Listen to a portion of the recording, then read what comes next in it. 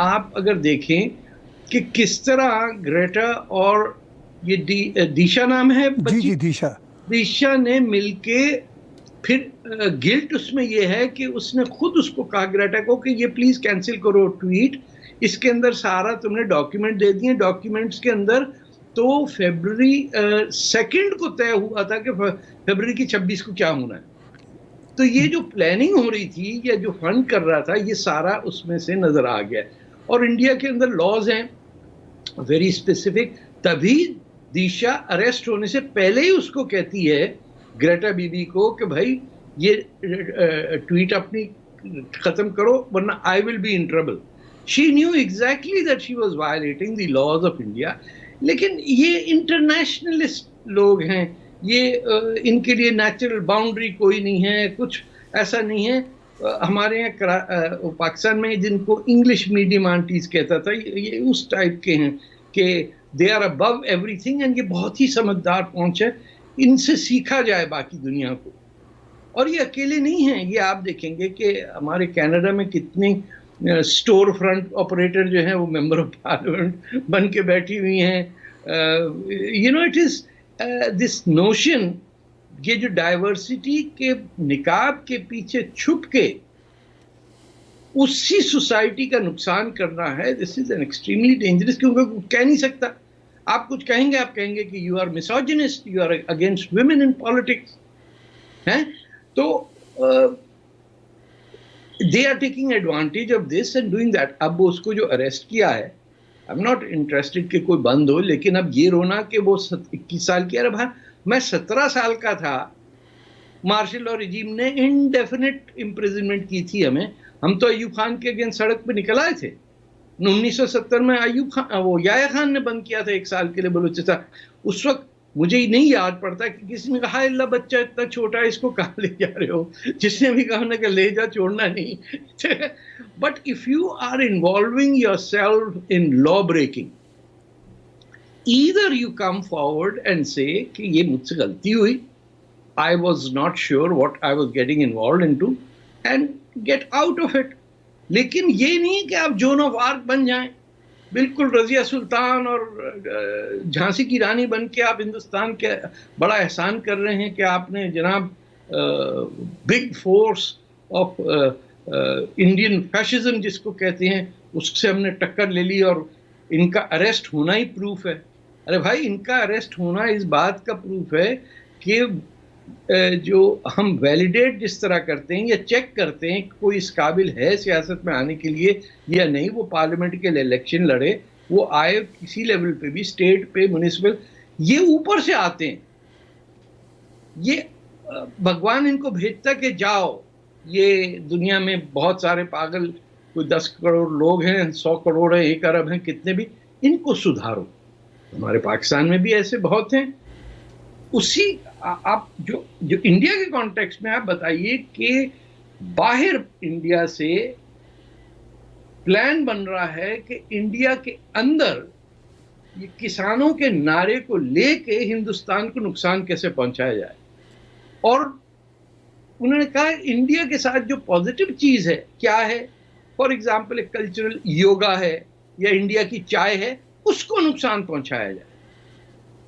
ये आसाम और उस साइड के किसानों को नुकसान पहुंचा के अपनी इनलाइटनमेंट शो कर रहे।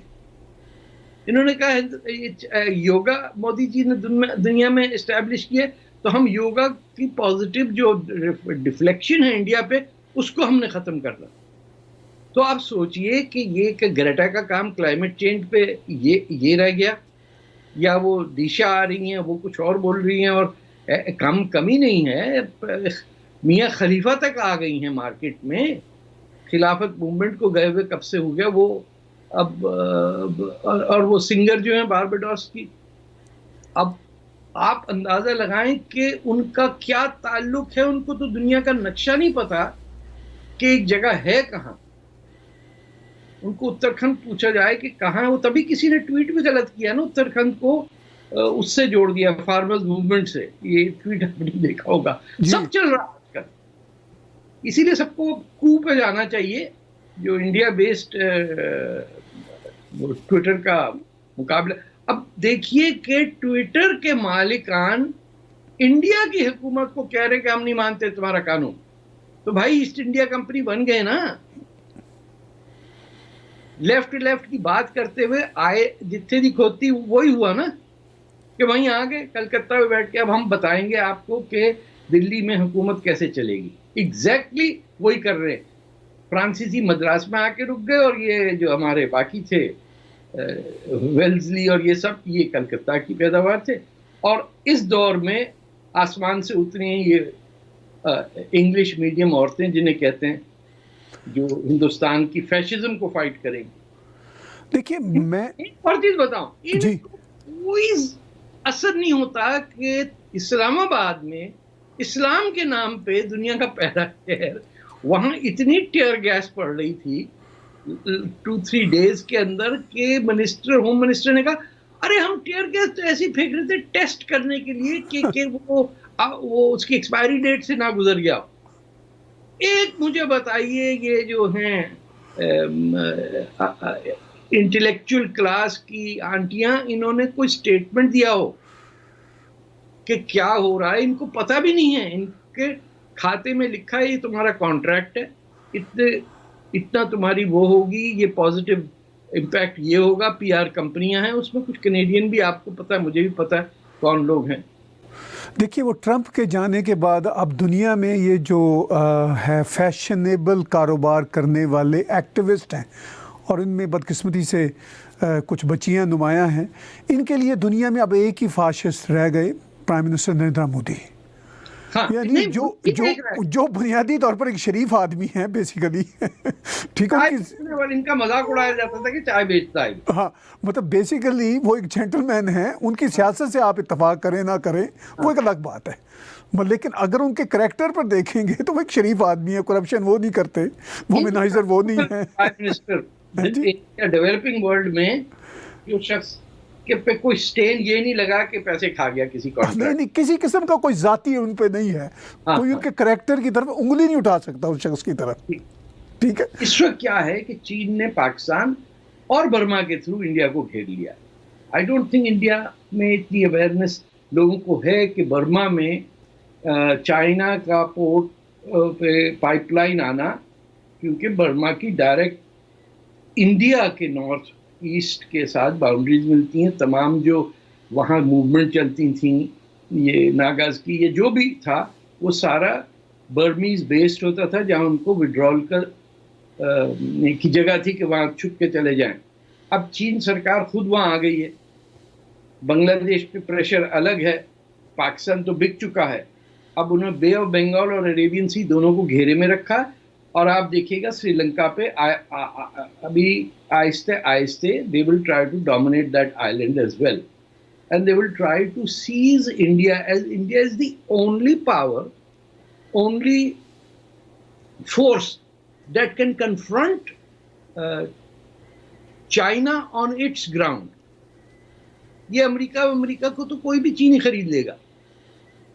आपके ये जो प्रेसिडेंट बाइडेन का बेटा जो मिलियंस बना चुका है चाइना से, वो क्या चाइना के आगे खड़े होंगे लोग? और जो मुसलमान है, आप देखिए, उनको परवाह कोई नहीं है। इंडिया में किसी मुसलमान ने चाइना की एम्बेसी के बाहर प्रोटेस्ट नहीं किया है कि ये क्या हो रहा है शिंजियांग के अंदर। ना, बोले वो तो चीनी मुसलमानों की पिटाई करो, हमारा बस हमारे पाकिस्तान को आप मदद दीजिए। इसको डिस्काउंट करते हैं लोग, लेकिन हिंदुस्तान के जो मैं पाकिस्तानी कहता हूँ, उनकी रवैये को अभी तक चेंज नहीं हुआ। वो अब भी सोचते हैं इन टर्म्स ऑफ कि Urdu is the superior language and we have come to civilise this nation Hindustan. मैंने अभी कल परसों ही, हमारे कुछ दोस्त थे, पंजाबी हैं, हिंदू भी हैं, मुसलमान भी हैं, ये बहस छिड़ी कि जिस धरती में एक कब्र नहीं थी फॉर 5000 ईयर्स, दफना ही नहीं कोई जाता था, उसका सिंबल आज एक मकबरा है, ताजमहल। इतना बड़ा लतीफा हो गया है इंडिया के साथ। और ऐसा नहीं कि आर्किटेक्चर नहीं था इंडिया के पास, पूरा भरा हुआ है, ऐसी मैग्निफिसेंट टेम्पल्स है, पहाड़ों को काट काट के क्या बनाया है, उनमें से कोई क्वालिफाई नहीं किया। ये डायरेक्ट एंट्री थी ओलंपिक के अंदर, फाइनल जीत गया ताजमहल। बनाया किसने? हिंदुस्तानियों ने। डिजाइन हिंदुस्तानियों का, मजदूरी हिंदुस्तान की, सिंबल किसका? इस्लाम का। तो ये Indians the day they wake up to this कि जो भी है ठीक है, लेकिन ये आपने हमारे साथ किया क्या भाई? उस दिन आपका बॉर्डर पे ये जो हिंदुस्तान पाकिस्तानी फौजों में मुर्गियों की तरह नाच होता है, ये बंद होगा। उस दिन मोदी जी कहेंगे कि Pakistan is a state sponsor of terrorism, वो खत्म होगा। काबुल रिवर पर एक डैम बना दीजिए, इंडिया और अफगानिस्तान, फिर देखिए दरियाए सिंध के अंदर कितना पानी आता है। अभी तो ट्रीटी चल रही है ना, वो Indus water treaty. Indus water treaty में रिवर काबुल नहीं है, वो डायरेक्ट आके सिंध के साथ टकराता है 90 डिग्रीज। जब उसमें पानी नहीं होगा तो फिर क्या होगा? फिर करिएगा कलाबाग डैम। तो शराफत से पाकिस्तान मोहल्ले का बदमाश है, उसको मैट्रिक वैट्रिक पास करने, बीए शीए करने की जरूरत नहीं है, वो वैसे ही दादा चलता है। तो इंडिया की शराफत at some stage, that is what I fear, it will boil over.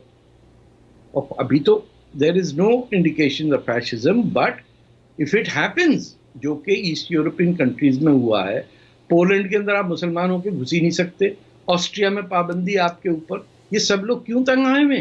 क्या कॉमन है स्पेन और पोलैंड के अंदर या अमेरिका में? खबर उठाएं, 3-4 पेज पे डेली होता है, कोई इकबाल, कोई उस्मान, किसी ने किसी पे गोली चलाई थी। अपनी टोरंटो की खबरें मैं बता रहा हूं। ये क्यों हो रहा? क्योंकि उसको एहसास ही नहीं है कि वो गलत काम कर रहा। वो तो ग़ज़वा हिंद के चक्कर में बैठा हुआ है कि ये पूरी वेस्टर्न सिविलाइजेशन और इंडिया जो है, इसको कैसे तबाह करना।